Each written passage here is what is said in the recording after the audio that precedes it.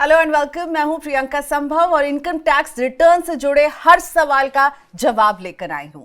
अगर आप सैलरीड हैं तो 31 जुलाई 2026 तक आपको अपना इनकम टैक्स रिटर्न फाइल करना है। लेकिन अगर आप बिजनेस से जुड़ करते हैं या प्रोफेशनल है जैसे कि डॉक्टर या एडवोकेट तो आपको ज्यादा समय मिलेगा। आपके लिए डेडलाइन होगी 31 अगस्त की रिटर्न फाइल करने की। जी हाँ, इस बार जो इनकम टैक्स की ड्यू डेट है ना वो फेजेस में आ रही है। साथ ही में अच्छी खबर यह है कि रिवाइज रिटर्न के लिए अब ज्यादा समय मिलने वाला है।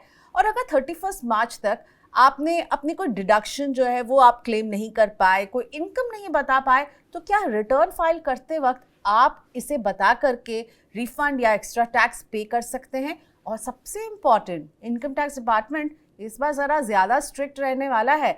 और उनका फोकस कहाँ रहने वाला है, या अगर आपका फोकस वहाँ नहीं रहा तो फिर स्क्रूटनी के सवाल जवाब और नोटिस में आप उलझ सकते हैं। तो इन सारे सवालों का जवाब हम लेकर आए हैं। सवाल नंबर 1 कि इनकम टैक्स रिटर्न फाइलिंग में क्या बदला है ये समझिए। आपको नोटिस से बचना है तो केवल फॉर्म 16 मिलने के बाद रिटर्न भर देना काफी नहीं होगा। इसे आप कैसे मैच करें अपने एनुअल इंफॉर्मेशन स्टेटमेंट AIS जो और तगड़ा हो गया है, और इनकम या डिडक्शन मिस हुई है तो क्या आप बता सकते हैं। इन सारे सवालों का जवाब देने के लिए मेरे साथ जुड़ चुके हैं टैक्स एक्सपर्ट और चार्टर्ड अकाउंटेंट विनोद रावल जी, जो हर साल समय निकालते हैं इस जून जुलाई के सीजन में और हमें इनकम टैक्स रिटर्न को भरना सही तरीके से समझाते हैं। Thank you so much sir, आपने आज हमारे लिए वक्त निकाला। रिटर्न सही भरेंगे ताकि फ्यूचर की टेंशन कम हो आपके साथ मिलकर। तो सबसे पहले विनोद सर, फॉर्म बदल गया है और स्पेशली ITR 1, ITR 2 और ITR 4, इनमें क्या चेंजेस हुए? ये फॉर्म किन के लिए है? ITR 1 का तो दायरा बढ़ गया है ना। नमस्कार प्रियंका जी, मनी 9 के दर्शकों को मेरा नमस्कार। और हर साल की तरह फिर एक बार टैक्स सीरीज के लिए आपने बुलाया, बहुत धन्यवाद। चलिए, आपने बिल्कुल ठीक कहा कि ITR 1, 2 और 4 इनके चेंजेस बहुत सारे हैं इसके अंदर। और ITR 1 का दायरा बिल्कुल बढ़ गया है। पहले सिर्फ एक घर तक की जो रेंटल इनकम थी या आपके पास होता था तो आप ITR 1 यूज करते थे। अब सरकार ने आपको 2 अलाउ कर दिया, एक की बजाय। और दूसरी बात, अगर आपकी आय 1,25,000 रुपए तक आपने कैपिटल गेन से अर्न की है, क्योंकि आप सैलरी के अलावा स्टॉक्स में ट्रेड कर सकते हैं, म्यूचुअल फंड्स हो सकता है, तो अगर आपको 1,25,000 तक आपको कैपिटल गेन हुआ है, लॉन्ग टर्म कैपिटल गेन, तो आप जो है उसको भी ITR 1 में ले सकते हैं, जो पहले नहीं था। इसके साथ साथ एक अनरियलाइज्ड रेंट मिलता था, अगर किराया आपको नहीं मिला है तो आप उसको भी ले सकते थे, तो वो भी अब इस बार उसका एक कॉलम बना दिया है। और सबसे इंपॉर्टेंट है, जो एग्जम्प्टेड इनकम में सेक्शन 10 के अंदर जो हम एग्जम्प्टेड इनकम दिखाते हैं उसमें एक अदर्स था, तो हम अब कुछ भी भर दिया करते थे, तो जिससे क्या वो लिंकेज नहीं हो पाता था। तो सरकार ने वो अदर्स को हटा ही दिया, झंझट खत्म। अब आप ही ढूंढिए आप किस कैटेगरी में है, अलाउेबल है या नहीं है, वो सॉफ्टवेयर आपको पकड़ लेगा अपने आप उसके अंदर से। तो ये बिल्कुल चेंजेस है, ITR 1 का जो दायरा बढ़ा। इसी तरह से आप आगे चलेंगे तो फॉरेन एसेट्स और फॉरेन इनकम्स जो हैं, अब वो दिखानी जो है पहले भी जरूरी थी, अब उस पर बहुत ज्यादा सख्ती है, दिखानी पड़ेगी। अगर आप HRA क्लेम कर रहे हैं तो आपको, जैसे पहले था कि आपको अपने एम्प्लॉयर को भी बताना है, तो आपको लैंडलॉर्ड के साथ अपना रिश्ता भी बताना है अब, ताकि वो पता लग सके कि आप किसको दे रहे हैं। देने में मनाही नहीं है, आप दे दीजिए, लेकिन कम से कम बताना जरूरी है कि आप उसको बताइए। तो ये सब चेंजेस जो हैं फॉर्म्स के अंदर किए गए हैं। और रिप्रेजेंटेटिव जो है उसके लिए एक अलग से उन्होंने लाइन और दे दी है। तो ये कुछ टेक्निकल चीजें हैं जो बदली हैं। मेन जो है उसकी वजह से ITR 1 का दायरा बढ़ गया है, फायदा उठाइए। ज्यादातर लोग ITR 1 यूज कर सकते हैं, लेकिन ध्यान रखिएगा, नॉन रेजिडेंट इंडियन अगर आप हैं तो ITR 1 आपके लिए नहीं है, क्योंकि ये सिर्फ रेजिडेंट इंडिविजुअल्स के लिए है। अगर आप ITR 2 में आपको जाना होगा, अगर आप रेजिडेंट तो हैं, 50 लाख से ज्यादा इनकम है आपकी, तो आपको जो है ITR 2 चूज करना होगा, क्योंकि ITR 1 सिर्फ 50 लाख तक के लोगों के लिए है। और इसी तरह से आप नॉन रेजिडेंट हैं तो ITR 2 यूज करेंगे। तो ये फॉर्म्स के अंदर ITR चेंज है। 2 में सर एक कैपिटल गेन्स का शेड्यूल आ गया जो आप मुझे बता रहे थे, वो क्या है, उसमें क्या चेंजेस है? और कैपिटल गेन्स पर अब छूट भी जो है वो 1,25,000 अब इसी साल से लागू होगी, राइट? इसी वाले फाइनेंशियल ईयर में जो हमने किया है, मतलब 2024-25 और 25-26 ये असेसमेंट ईयर, इसी में हम 1,25,000 के गेन्स पर छूट है। और प्लस ITR 2 में कैपिटल गेन्स शेड्यूल में कुछ एडिशन हुआ है। देखिए, जहां तक कैपिटल गेन के एडिशन की आप बात करती हैं, तो उसमें जो 23 जुलाई 2024 का पहले जो शेड्यूल एक कॉलम आता था, क्योंकि वो 24-25 के लिए एप्लीकेबल था, तो उसको हटा दिया गया है। और उसके अलावा जो कैपिटल गेन्स में आपका, क्योंकि अब टैक्स रिजीम चेंज हो गए, अब पहले की तरह से नहीं है, तो वो उसको चेंजेस के साथ उसको दिया गया है। और पहले हम पूरा एक एक स्लिप दिया करते थे, अब उसको भी उन्होंने कंसोलिडेटेड कर दिया है। तो उसका कैपिटल गेन्स के अंदर आईटीआर 2 में ये चेंज किया। और बिल्कुल आपने ठीक फरमाया, क्योंकि मैंने पहले भी कहा, आप आधी चार्टर्ड अकाउंटेंट तो हो गई है। मैं सिफारिश करूंगा आपको डिग्री के लिए कि 1,25,000 रुपए तक जो कैपिटल गेन्स है वो इस साल से लागू है। अब आपको उस पर टैक्स नहीं देना है, और इसलिए उसका जो है आप फायदा उठा सकते हैं आईटीआर 2 में। और बिल्कुल आपने ठीक कहा, जो बायबैक है, अगर आपका कोई बायबैक से लॉस हुआ है तो उसकी भी रिपोर्टिंग आपको करनी है। और एंजल टैक्स, जिसको 56(2) में हम कहते थे, वो भी इसके अंदर अब रिपोर्टिंग इसकी करनी मैंडेटरी हो गई है। तो ये बहुत जरूरी हो गई है, उसकी रिपोर्टिंग अलग से देनी है, क्योंकि उसमें टैक्सेशन का सिस्टम बदल गया है। ओके, सो दो फॉर्म्स हमने समझ लिया। आईटीआर 1 उसका दायरा बढ़ गया, आईटीआर 2 में कैपिटल गेन्स में अब आपको बायबैक के लॉस की भी जानकारी देनी है, उसको भी विनोद सर ने समझा दिया। सर, आईटीआर 4 ये जो सुगम फॉर्म है, इसमें भी कुछ एडिशनल बताना होगा, राइट? देखिए, जहां तक इसके एडिशनल की बात है, इसमें बहुत ज्यादा चेंजेस नहीं। मैंने आपसे कहा कैपिटल गेन्स में ज्यादा चेंजेस हैं। आईटीआर 4 के अंदर ये उन लोगों के लिए एप्लीकेबल है जिनकी बिजनेस से इनकम है, जिनके पास अनलिस्टेड शेयर्स हैं। लेकिन इसके बाद मैंने आपसे कहा कि 2 हाउसेस से अगर आपके पास ज्यादा है तो आपको यहीं आना होगा, आपके पास कुछ चॉइस नहीं है। और दूसरा, हाउस प्रॉपर्टी का जो शेड्यूल है उसके अंदर आपके पास अनरियलाइज्ड रेंट का भी आ गया है, और आपको लैंडलॉर्ड की डिटेल्स भी देनी है। इसके अलावा ड्यू डेट का जो एक चेंजेस जो आया है, जो आईटीआर 4 की अब ड्यू डेट है वो 31 अगस्त है। और बैंक बैलेंस की रिपोर्टिंग, यस आपने बिल्कुल ठीक फरमाया कि जो आपका आईटीआर 1 और 2 के लिए एप्लीकेबल नहीं है, लेकिन आईटीआर 4 के लिए आपको अपना 31 मार्च का आपको बैंक बैलेंस बताना होगा। पहले सिर्फ बैंक की डिटेल्स देनी होती थी, अब आपको 31 मार्च के लिए बैंक बैलेंस भी बताना होगा।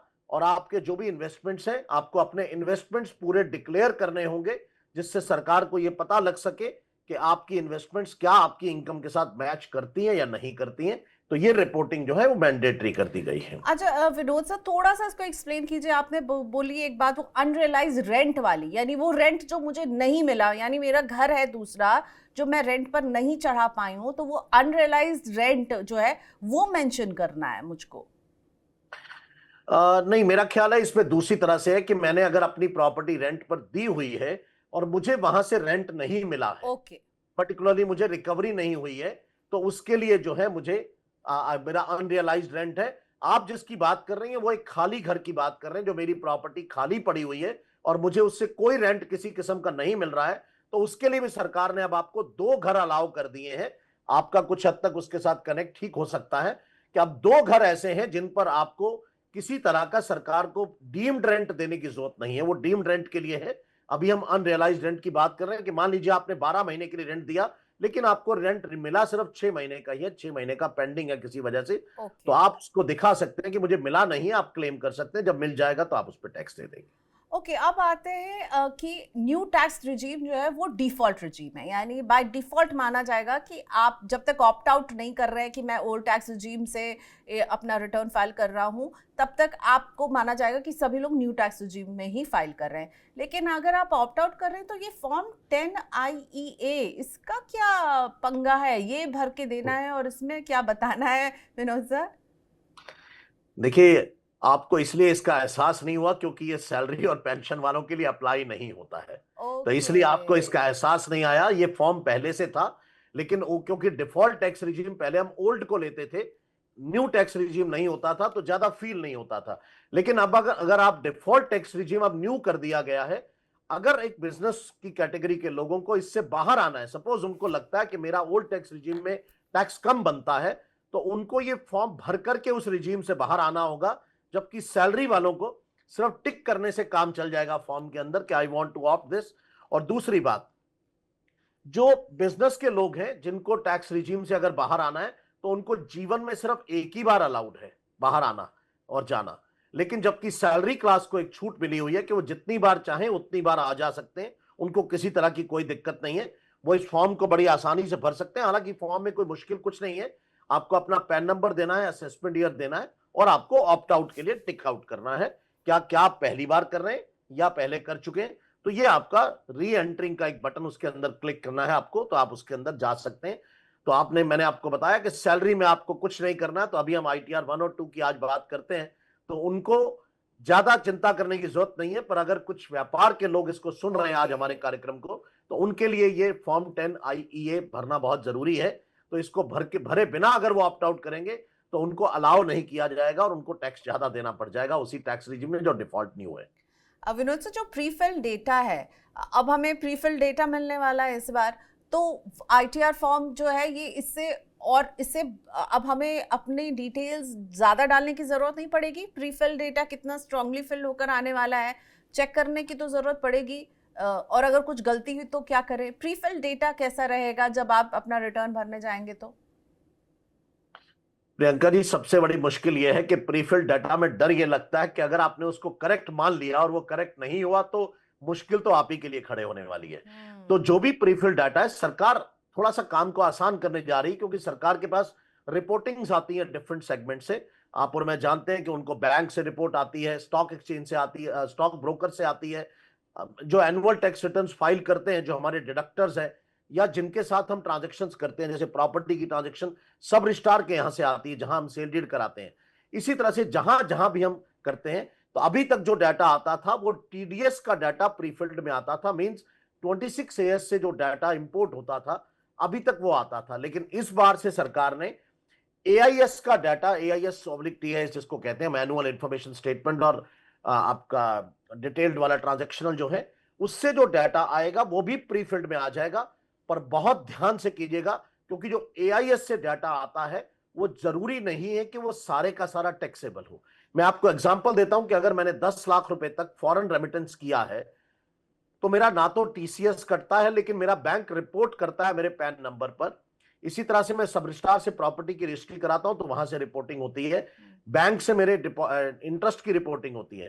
तो अगर वो AIS में आ रहा है और उस पर TDS नहीं कटा है, तो वो मेरे प्रीफिल्ड में तो आएगा, लेकिन टैक्सेबल होगा या नहीं होगा ये फैसला मुझे करना होगा। और दूसरी बात, आप ध्यान से देखिए, क्योंकि ये डाटा कई बार, अभी तक का जो मेरा एक्सपीरियंस है, कई बार वो डुप्लीकेट ट्रिप्लीकेट भी रिपोर्ट हो जाता है।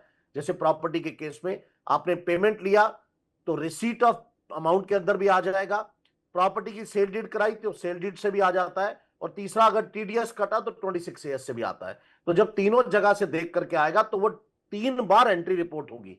तो आपको 2 बार की बतानी होगी कि ये डुप्लीकेट है, प्लीज इसको हटा दीजिए, और उस पर गलती से टैक्स मत दे बैठिएगा।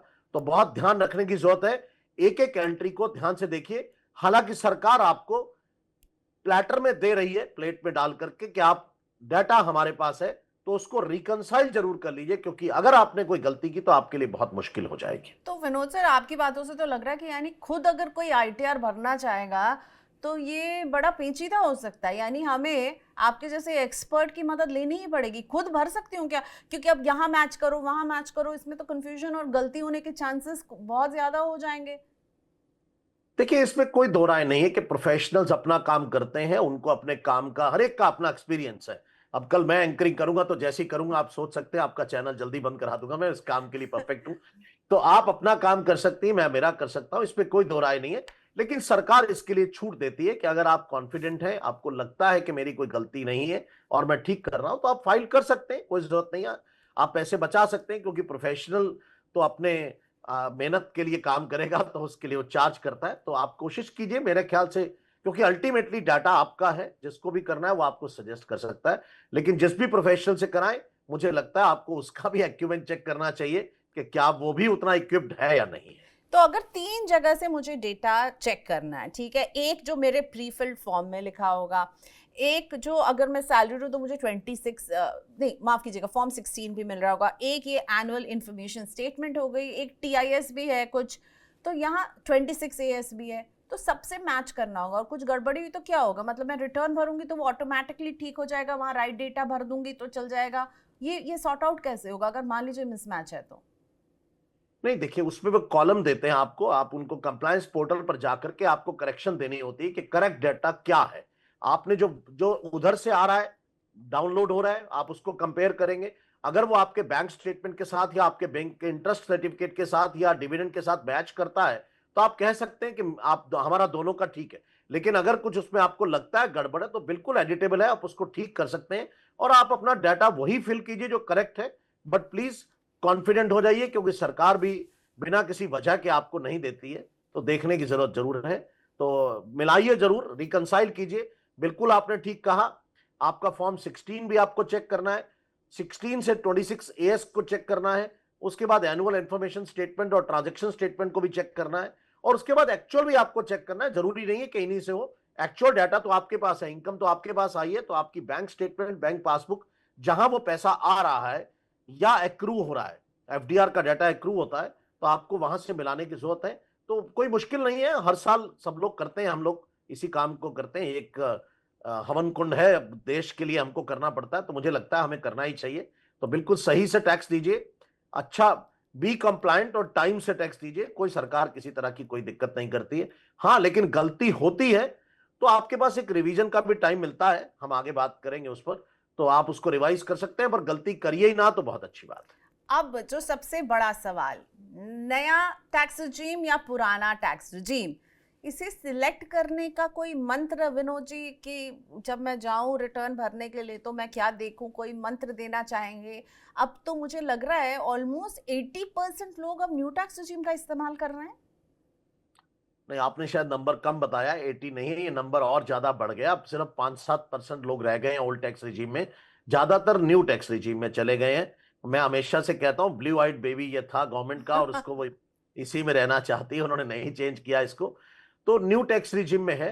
बाकी अगर आपकी इनकम में डिडक्शंस आपके पास है, अगर आपके पास हाउस रेंट आप अलाउंस है, आपको अगर कोई बैंक इंटरेस्ट, आपने हाउसिंग लोन लिया हुआ है, मतलब आपके पास अगर डिडक्शंस बहुत ज्यादा है और आपको लगता है, तो आपके पास कंपेयर करने के अलावा दूसरा चारा नहीं है। हालांकि अगर हम बात करें 16-17 लाख रुपए तक अगर आपकी आय है और आपके पास डिडक्शंस है, तो ओल्ड टैक्स रिजीम फायदे में रहता है। एक टेबल आप चेक कर सकते हैं, बिल्कुल अवेलेबल है, आपसे कहीं भी मिल जाती है अब तो अगर आप उसको मिलाते हैं तो बिल्कुल आपको फायदा है। तो आप अगर वहां तक रहते हैं, बट फिर भी मेरी सलाह यह होगी कि कंपेयर कीजिए, आपको सरकार ऑप्शन दे रही है तो उसका फायदा उठाइए। और जिसमें कम टैक्स आता है, सैलरी और पेंशनर्स के लिए बिल्कुल ये छूट है कि वो किसी भी स्टेज पर जाकर अपना वो चेंज कर सकते हैं रिजीम, और उस पर टैक्स दे सकते हैं। इसका कोई सीधा फार्मूला नहीं शायद दिया जा सकता कि कोई ऐसा कोई फार्मूला है, पर इसका तरीका ये आपकी डिडक्शंस पर डिपेंड करता है कि आपके पास डिडक्शंस कितनी है। प्रैक्टिकल सुझाव यही रहेगा कि बिल्कुल कैलकुलेट कीजिए, कैलकुलेटर्स ऑनलाइन अवेलेबल हैं, आप जाकर के वहां चेक कर सकते हैं। सभी वेबसाइट्स पे, अब तो चार्टर्ड अकाउंटेंट्स की वेबसाइट्स पर भी अवेलेबल है, आप उस पर देख सकते हैं। तो बेसिकली अपनी इनकम डालिए, अपनी डिडक्शन डालिए, फिर न्यू और ओल्ड को कंपेयर कीजिए और डिसाइड कीजिए। सैलरीड हैं और पेंशनर हैं तो भले ही आपने शायद शुरुआत में फाइनेंशियल ईयर की शुरुआत में जो भी सिलेक्ट किया हो, आप रिटर्न भरते वक्त भी उसे बदल सकते हैं, और नंबर ऑफ टाइम्स भी वो कुछ, उन पे कोई लिमिट नहीं है सैलरी और पेंशनर पे, राइट? अगर मैं एक साल न्यू टैक्स रिजीम में भरूं, अगले साल ओल्ड में भरूं और फिर अगले साल न्यू में भरूं, ये पॉसिबल है सर? बिल्कुल आप ठीक कह रही हैं, बिल्कुल पॉसिबल है। नंबर ऑफ कोई लिमिट सैलरी और पेंशनर्स के लिए नहीं दी गई है। इवन आपका डिडक्शन ओल्ड में हुआ है, आप न्यू में रिटर्न फाइल कर सकते हैं, डिडक्शन न्यू में हुआ है, आप ओल्ड में फाइल कर सकते हैं। मतलब आखिरी दिन तक आपके पास चॉइस है कि आप उसका बेनिफिट ले सकते हैं अपनी रिटर्न भरते हुए, कोई आपको किसी तरह की रिस्ट्रिक्शन नहीं है। आपने लास्ट ईयर न्यू में गए थे, अभी ओल्ड में जा रहे हैं, मैंने कहा ड्यूरिंग द ईयर भी नहीं है, पीछे से भी नहीं है, लेकिन ये जो ऑप्शन है ये नॉन सैलरीड क्लास के लिए अवेलेबल नहीं है। तो वो हमारी इस बात को ना सुने, अनसुना कर दे, क्योंकि ये उनके लिए नहीं है, उनको दिक्कत हो सकती है, क्योंकि गलती से बात उनके कान में पड़ गई तो बहुत बड़ी गलती हो जाएगी और ये मुश्किल हो जाएगी उनके लिए। ओके, और अब रिटर्न की डेडलाइंस, इसके लिए बहुत अच्छा चार्ट हमें विनोद सर ने बना कर दिया है, एंड मैं रिक्वेस्ट करूंगी कि वो हम स्क्रीन पर दिखा दें। और ये जो डेडलाइंस हैं विनोद सर, अब जरा बताइए डेडलाइन कैसे कैसे हो गई, और जब ये डेडलाइन इस तरह से फेज वाइज मैनर में आई थी तो जितने आपके जैसे चार्टर्ड अकाउंटेंट मेरे दोस्त हैं वो सब बड़े खुश हुए थे, आप भी खुश हुए होंगे, क्योंकि अब सारा काम आप लोग को 31 जुलाई तक नहीं करना है। ये देखिए अलग अलग डेट्स हैं। सर ओवर टू यू, ये आपने बहुत अच्छा मुझे बनाकर दिया है चार्ट, समझाइए जरा। देखिए, अगर आप आईटीआर 1 और 2 फाइल कर रहे हैं, मतलब अगर आप सैलरीड और सिर्फ कैपिटल गेन्स की इनकम आपके पास आ रही है, कोई बिजनेस की इनकम नहीं है, अगर मैं इसको दूसरे शब्दों में कहूं तो ये कम आय से ज्यादा आय की तरफ जाने का एक चार्ट है। तो आपके लिए जिंदगी में एक, अगर जिसको कहते हैं ना, मैनिफेस्ट कीजिए कि मुझे ITR 1 से ITR 7 अपनी जिंदगी में जाना है, अपनी जिंदगी में, तो ये उसका चार्ट है, मैं इसको ऐसे कहता हूं। क्योंकि ITR 1 50 लाख से कम लोगों के लिए है, जिनकी आय 50 लाख से कम है और जिनके पास 2 घर हैं कम मैक्सिमम, और 1,25,000 रुपए तक का कैपिटल गेन है। तो 31 जुलाई आपके लिए ड्यू डेट है। लेकिन अगर आपके पास बिजनेस की इनकम भी आ गई है और उसके साथ साथ आप प्रिजम्पटिव में भी आ गए हैं, जिसके लिए ITR 4 है हमारा प्रिजम्पटिव का, जिसमें 44AD डॉक्टर्स, चार्टर्ड अकाउंटेंट्स और लॉयर्स आ जाते हैं सारे। तो प्रिजम्पटिव टैक्स अगर आपके पास है तो आप ITR 4 यूज करते हैं। ITR 3 है जिसके अंदर आपके पास बिजनेस इनकम है या आपके पास किसी LLP से शेयर आ रहा है, तो वो आपके लिए 31 अगस्त हो गई है। तो मैं इसको ये कहूंगा कि इस तरह से है कि हमारे सामने जब क्लाइंट बैठे होते थे तो एक क्लाइंट सैलरीड क्लास से होता था जिसकी आय 50 लाख से कम है, या मान लीजिए 10, 12, 15 लाख रुपए है। उसी के साथ ही एक क्लाइंट बैठा हुआ जिसकी आय 1 करोड़ है। हमें दोनों को अटेंड करना होता था और बहुत मुश्किल हो जाती थी। तो अब उन्होंने हमें अलग अलग चेयर्स, टेबल्स दे दिए कि आप आराम से काम कीजिए। तो आप इसको ऐसे समझिए कि 50 लाख से कम आपकी आय है तो आप ITR 1 पे हैं, 50 लाख से ज्यादा हो गई लेकिन बिजनेस इनकम नहीं है तो ITR 2 है 31 जुलाई। लेकिन अगर आप बिजनेस से कम इनकम करते हैं तो आपके पास ITR 3 है, प्रिजम्पटिव करते हैं तो ITR 4 है, मतलब आप प्रोफेशनल्स हो गए। लेकिन अगर आपने इससे भी ज्यादा आपके पास पैसे आ गए या बिजनेस आ गया तो आप टैक्स ऑडिट में चले गए। तो आप टैक्स ऑडिट के लिए जब ड्यू डेट है वो 31 सितंबर है, जबकि ऑडिट कराने की लास्ट डेट 30 सितंबर है। रिटर्न भरने की डेट 31 अक्टूबर है, लेकिन ऑडिट कराने की ड्यू डेट 30 सितंबर है, तो ध्यान रखिएगा। तो यहां आपके पास ITR 3 भी हो सकती है क्योंकि बिजनेस इनकम थी लेकिन टर्नओवर ज्यादा है, तो आप यहां ITR 3 यहां भी आएगी। लेकिन ITR 6 भी आ गई उसके साथ साथ, जो पार्टनरशिप फर्म्स है। देन उसके बाद आपके पास एक ट्रांसफर प्राइसिंग केसेस है। ट्रांसफर प्राइसिंग होते हैं 92 में, जिनके जो फॉरेन के साथ अपनी सब्सिडरीज के साथ या उनकी इधर होल्डिंग कंपनीज इंडिया में है या बाहर है किसी भी तरह से, उनका आर्म्स लेंथ पर जो उनको बिजनेस करता है, ट्रांसफर प्राइसिंग हम उसे कहते हैं, क्रॉस बॉर्डर ट्रांजैक्शंस, उनके लिए ऑडिट कराने की उनकी डेट 31 अक्टूबर होती है क्योंकि उनको 1 महीना एक्स्ट्रा मिलता है। और रिटर्न भरने की ड्यू डेट 30 नवंबर है। ये पहले भी वही थी, अभी भी वही है, उसमें कोई दिक्कत नहीं है। एक और इसके अंदर डाली गई एक डेट, आपके पास अगर बिलेटेड रिटर्न है बिल्कुल या है सर। या आपकी रिवाइज रिटर्न है, मतलब आप 31 जुलाई 31 अगस्त को रिटर्न फाइल करना किसी वजह से रह गई आपकी, तो आप 31 दिसंबर तक भर सकते हैं। इसके साथ साथ मैं एक चीज और जोड़ूंगा, अगर आपको लगता है कि आपकी जो ITR आपने फाइल की है उसमें कोई गलती रह गई है तो उसको भी आप 31 दिसंबर तक रिवाइज कर सकते हैं बिना किसी एक्स्ट्रा पेनल्टी के, बिना किसी एक्स्ट्रा फीस के। बिलेटेड के साथ साथ रिवाइज रिटर्न की भी ड्यू डेट 31 दिसंबर है। लेकिन आप एक और रिवाइज रिटर्न देख रहे होंगे जो 31 मार्च दिखाई गई है। यहां पर सरकार ने इस बार 3 महीने का एक्स्ट्रा समय दिया है रिवाइज करने के लिए, कि अगर आप दिसंबर तक किसी वजह से अपनी रिटर्न को रिवाइज नहीं कर पाए और अभी भी आप करना चाहते हैं तो आपको 3 महीने एक्स्ट्रा दे दिए। बट शर्त यह होगी यहां पर कि यहां कुछ कॉस्ट पे करनी होगी, पेनल्टी पे करनी होगी, तो वो आपको यहां देनी होगी। सब कुछ करने के बाद भी आपकी कोई टैक्स की रिटर्न रह गई, आपको लगता है मेरी कोई आय पर जिस पर मुझे टैक्स देना था वो छूट गई है वॉलंटरली, तो आप उसको एक अपडेटेड रिटर्न, जो पहले सिर्फ 2 साल का समय देते थे अब वो 4 साल का आपको ITR U का समय मिल गया है। तो अब आप ये वाली जो रिटर्न है 2031 तक फाइल कर सकते हैं, क्योंकि 27 से लेकर 4 साल तक का आपको समय मिलता है। लेकिन 27 में आप 2023 तक की रिटर्न अभी भी आप फाइल कर सकते हैं ITR U के लिए, तो वो समय आपके पास अवेलेबल है। तो बहुत समय सरकार ने अब दे दिया है आपकी रिटर्न भरने के लिए, गलती को सुधारने के लिए।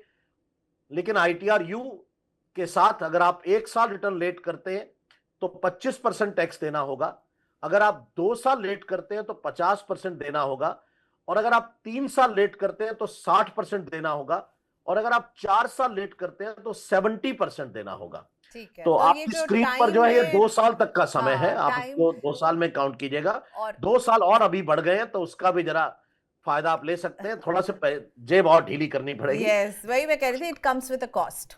चलिए, आप अगर 4 साल बढ़ाएंगे तो और बढ़ती जाएगी, 25%, 50%, 60% तक बढ़ती जाती है धीरे धीरे। विनोद सर ने समझाया। विनोद सर, अगर 31 मार्च तक सारे प्रूफ्स देने होते हैं, आप कोई डिडक्शन ले रहे हैं सारे इनकम के बारे में, अगर कुछ मुझसे मिस हो गया तो क्या मैं ये जब रिटर्न फाइल करूंगी तो मैं उसे उसके बारे में जानकारी दे करके क्या रिफंड के लिए क्लेम कर सकती हूँ? ये बताइए। ये अब 31 जुलाई में मिस हो गया मुझसे बताना, पर मैंने ये इन्वेस्टमेंट किया था, मैं ओल्ड रिजीम में हूँ, न्यू रिजीम में भी कुछ डिडक्शंस मिलते हैं, तो ये बताइए हो सकता है कि नहीं है 31 जुलाई के पहले मैं रिटर्न भरूंगी तो? नहीं, 31 जुलाई से पहले तो आप सब कुछ कर सकते हैं। इवन आप उसके बाद भी अगर आपने 31 जुलाई को रिटर्न भर दी, जिसकी मैं एक सलाह भी दूंगा, टिप पे दूंगा, आप भी हर साल ये टिप देती हैं कि अगर अगर आपके पास पूरे डॉक्यूमेंट्स किसी वजह से नहीं भी हैं, लेकिन आपको लगता है कि मेरा ये डाटा करेक्ट है, तो आप अपनी रिटर्न को फाइल कर दीजिए। और रिवाइज करने के लिए सरकार ने आपको अब 31 मार्च तक का समय दे दिया है, आप रिवाइज कर सकते हैं। अगर आपको लगता है आपसे कोई गलती हुई है या आपका रिफंड ज्यादा बनता था और आपने कम ले लिया है, तो आप रिवाइज रिटर्न फाइल करके उसको ले सकते हैं। लेकिन अपडेटेड रिटर्न में सरकार रिफंड नहीं देती है, आय को कम नहीं करने देती है। सरकार का सिर्फ अगर टैक्स आपसे देना छूट गया है तो वो आपसे ले लेती है। तो बिल्कुल आप ऐसा कर सकते हैं, लेकिन रिजीम चेंज अलाउ उसके बाद नहीं होता, क्योंकि आपको ऑप्ट करने के लिए जो समय है वो ड्यू डेट तक है, उसके बाद नहीं है। और ड्यू डेट 31 जुलाई या 31 अगस्त की मानी जाती है। ओके, तो सैलरी को अपना सारा डिटेल जो अपने एम्प्लॉयर को देना होता है, कहते हैं आप 31 मार्च तक दे दीजिए, मैंने कुछ नहीं वहां पर मिस कर दिया है, तो अब मैं रिटर्न जब फाइल करूंगी तो उसका ब्यौरा वहां पर दे करके मुझे, क्योंकि रसीद तो वहां हम कुछ लगाते नहीं है, वो ब्यौरा दे करके मैं उसका फायदा उठा सकती हूँ? जी बिल्कुल, आप उसका फायदा उठा सकती हैं और उठाना ही चाहिए, क्योंकि कई बार फरवरी और मार्च में आप लोग मिस कर जाते हैं, क्योंकि काम बहुत होता है, क्योंकि सब डेडलाइंस 31 मार्च की होती हैं। तो आप जो टारगेट्स अचीव करने में लगे होते हैं, तो कई बार कहते हैं ना, अपने खुद पे ख्याल नहीं जाता, तो मिस हो जाता है, तो एचआर अपना काम कर देता है।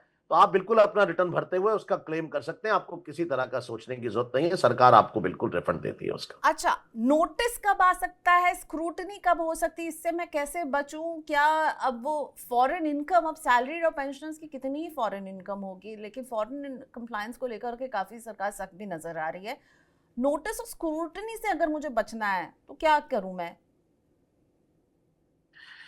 प्रियंका जी, मैं कहूंगा कि ऐसा नहीं है कि सैलरी वालों के पास फॉरेन इनकम नहीं होती या फॉरेन एसेट्स मेरे नहीं पास तो होते। नहीं है सर। नहीं तो आप दुआ कीजिए, आपको फॉर्म नंबर 1 से 7 तक जाना है। मैंने आपसे कहा ना, आपने अभी 7 तक हम गए नहीं, आगे चलेंगे। 4 पे रुक गए थे हम, क्योंकि चैरिटी तक जाना है। 7 नंबर चैरिटी है, तो I always say earn to charity. Earning आप 1 से स्टार्ट करते हैं और 7 चलिए, में जाकर आपके मुंह में चैरिटी घी करते हैं। शक्कर कि मैं पहुंच जाऊं, कि मेरे मुझे ज्यादा टाइम मिले। लेकिन अभी ये बताइए, स्क्रूटनी और नोटिस, ये इनकम टैक्स का ये नोटिस जो है ना, नींद उड़ा देता है लोगों की। अभी भी सरकार कह रही है हम बहुत आसान कर रहे हैं और हम बहुत फ्रेंडली बन रहे हैं, लेकिन नींद तोड़ती है। प्रियंका जी देखिए, जहां तक फॉरेन एसेट्स की बात है, लोगों जो आपको, कुछ लोग कंपनीज में काम करते हैं जिनके पेरेंट कंपनीज फॉरेन में है, तो उनको ईसॉप्स मिलते हैं। तो वो उनके स्टॉक्स वहां पड़े रहते हैं, उनको वो 3 साल रहने के लिए जो एम्प्लॉयड स्टॉक ऑप्शन स्कीम है उस पर मिलते हैं, आरएसयूज मिलते हैं। उसके अलावा बहुत सारे लोग हैं जिनके बच्चे बाहर रहते हैं, पढ़ते हैं बाहर, तो वो लोग बाहर जाते हैं तो वो अपना बैंक अकाउंट खोल बैठते हैं। उनको मालूम नहीं होता कि खोलने की क्या फैमा की रिक्वायरमेंट्स है, उसके लिए अलग समस्याएं हैं। तो वो उसकी वजह से उनके फॉरेन एसेट्स बन जाते हैं। ये एसेट पे ट्रीट होता है। तो पहला तो मैंने आपको एग्जांपल दिया कि कैसे एसेट्स बनते हैं, कि आपने यहां बैठे हुए फॉरेन इक्विटीज में इन्वेस्ट कर दिया तो भी आपका वो फॉरेन एसेट में होता है, या फॉरेन बैंक अकाउंट खोल दिया। दूसरी बात, फॉरेन इनकम की बात आती है। इन्हीं स्टॉक्स पर जब वहां डिविडेंड मिलता है, या जो बैंक अकाउंट आपने खोला उस पर जब इंटरेस्ट मिलता है, तो वो आपका फॉरेन इनकम में चला जाता है। तो मैं आपसे कहूंगा कि बिल्कुल, पीछे लास्ट ईयर में बहुत नोटिस इशू हुए सैलरीड क्लास को, जिनके पास ये एसेट थे और उन्होंने रिपोर्ट नहीं किए थे, तो डिपार्टमेंट जो है उनके पास, उन्होंने जाकर के कार्यक्रम भी किए और डिक्लेयर भी किए। और सरकार ने अभी एक एमनेस्टी स्कीम भी दी हुई है उसकी, कि अगर आपने पिछले 3-4 सालों में नहीं दिखाया है तो आप दिखा सकते हैं, थोड़ी सी नॉमिनल कॉस्ट के बाद साथ। क्योंकि ब्लैक मनी एक्ट एक है जिसके ऊपर 10 लाख पेनल्टी लगती है ये डिस्क्लोजर ना करने पे। है डिस्क्लोजर, टैक्स देने की जरूरत है या नहीं, वो ग्लोबल इनकम टैक्सेबल है या नहीं, वो एक अलग इशू हो सकता है, लेकिन पहले तो आपका डिस्क्लोज करना पड़ेगा। अब आपने बात की नोटिस की, कि नोटिस क्यों आते हैं। देखिए, सबसे पहली बात तो सरकार सिर्फ 1% केसेस में नोटिसेस देती है। ऐसा नहीं कि कोई 99% की रिटर्न्स जो एक्सेप्ट हो जाती हैं। तो वो कुछ ऐसी गलतियां की जाती हैं जिसकी वजह से नोटिसेस आते हैं। मान लीजिए आपने लास्ट ईयर, आपको याद होगा, पॉलिटिकल डोनेशंस लोगों ने बहुत दिए। कुछ इस तरह के गिमिक्स जो लोग करते हैं एक्स्ट्रा रिफंड बनाने के लिए, उनसे बचे, उनसे कोई फायदा नहीं है। अपना टैक्स ईमानदारी से दीजिए। सरकार कभी आपको तंग नहीं करती किसी तरह का, कोई हमें ऐसा अभी तक कोई ऐसा मौका नहीं मिला देखने का। आप गलत फॉर्म अगर सेलेक्ट कर लेते हैं, आपकी रिटर्न डिफेक्टिव हो जाती है। आपको बहुत ध्यान से सेलेक्ट करना होता है। दूसरी जो लोग गलतियां करते हैं कि एआईएस और टीआईएस को बिना मिलाए, या 26AS में टीडीएस का तो क्लेम ले लिया लेकिन उसकी इनकम नहीं दिखाई, तो उसकी वजह से आपको जो है दिक्कतें आती हैं। उसके बाद आपके पास है कि आपने डिफॉल्ट गलत चूज किया। आप न्यू में जा रहे थे और जाकर के डिडक्शंस भी क्लेम कर दी, तो कैसे आप करेंगे? और बैंक इंटरेस्ट या डिविडेंड अगर टैक्सेबल है, वो कितनी भी अमाउंट है, वो उनको कह देते हैं पैटी अमाउंट है। वो पैटी है या कुछ भी है, रिपोर्टिंग है। रिपोर्टिंग से अगर आप बच नहीं पाएंगे, और जैसे हमने पहले कहा कि फॉरेन एसेट्स या फॉरेन इनकम्स अगर आपकी छुटी हैं, तो बिल्कुल आपको नोटिस आएगा। और सबसे जरूरी चीज मैं आपसे कहूंगा, रिटर्न की ई वेरिफिकेशन करनी होती है, जिसको बिल्कुल लोग भूल जाते हैं। और अगर आप ई वेरिफिकेशन नहीं करते हैं, तो आपकी जो रिटर्न है वो इनवैलिड करार दी जाती है। मतलब इनवैलिड का मतलब ये हुआ कि आयकर विभाग ये मानता है कि आपने ये रिटर्न फाइल की ही नहीं, मतलब आपने जो कुछ फाइल किया उसका कोई फायदा नहीं हुआ। तो ध्यान रखिए, रिटर्न की वेरिफिकेशन करनी भी उतनी जरूरी है। और अगर आपने कोई डिडक्शंस क्लेम किए हैं या सिस्टम में कोई वेरिएशन है, तो बिल्कुल आपको नोटिस आता है। सबसे पहले अलर्ट्स भी आते हैं, फिर उसके बाद नोटिसेस आते हैं। आप नहीं मानते हैं तो फिर सरकार तो अपने तरीके से, देखिए, वेरिफिकेशन करती है। जो सरकार का तंत्र है वो अपना काम करता है और सरकार टैक्स का रिकवरी करती है। मैं एक एग्जांपल देना चाहूंगा। लास्ट ईयर पॉलिटिकल डोनेशंस जब सरकार की नजर में आया, तो उन्होंने नोटिसेस इशू किए, तो 2500 करोड़ के नोटिसेस इशू किए गए थे। लेकिन जब नोटिस दिया गया तो 500 करोड़ का सरकार के पास कलेक्शन, ऐसा मैंने जो अभी तक पब्लिक डोमेन के डाटा से पढ़ा है, मैं कोई एग्जैक्ट डाटा नहीं दे रहा हूं, तो प्लीज नंबर्स पे मेरे बच जाइएगा। ऐसा सरकार से हमें पता लगा कि 500 करोड़ के करीब की सरकार लोगों ने वॉलंटरी सरेंडर करके टैक्सेस दे दिए थे। तो वो एक मैसेज है बहुत बड़ा कि आप ये काम मत कीजिए, क्योंकि जैसे ही नोटिस आता है आप बाद में टैक्स देते हैं, तो बेटर है पहले दे दीजिए। ओके, सो विनोद सर के साथ शो के अंत में जो मैंने समझा है, सब कुछ बताना है, कुछ छिपाना नहीं है।